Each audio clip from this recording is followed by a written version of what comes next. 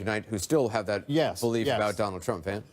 Well, look, first of all, congratulations. Both of you guys were... We're not there yet.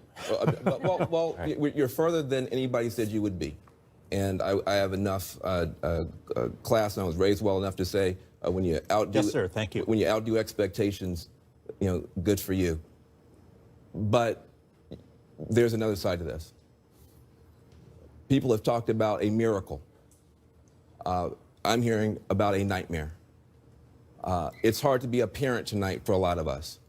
You tell your kids, don't be a bully.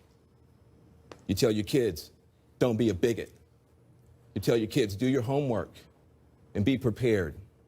And then you have this outcome, and you have people putting children to bed tonight, and they're afraid of breakfast.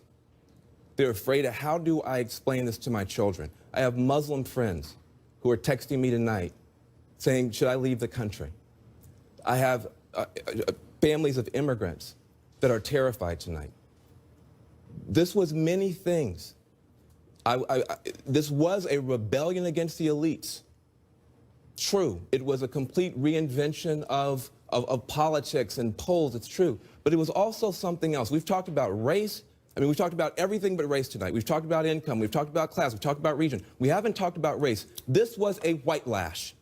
This was a white lash against a changing country. It was a white lash against a black president in part. And that's the part where the pain comes. And Donald Trump has a responsibility tonight to come out and reassure people that he is going to be the president of all the people who he insulted and offended and brushed aside. Yeah, when you say, you want to take your country back, you got a lot of people who feel that we're not represented well either.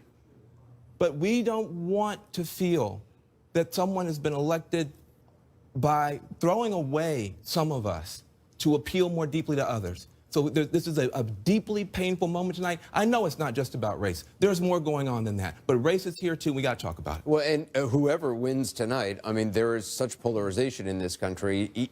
Whoever wins is going to have a very hard time in convincing the other half of the country that they can be their president as well. That's what I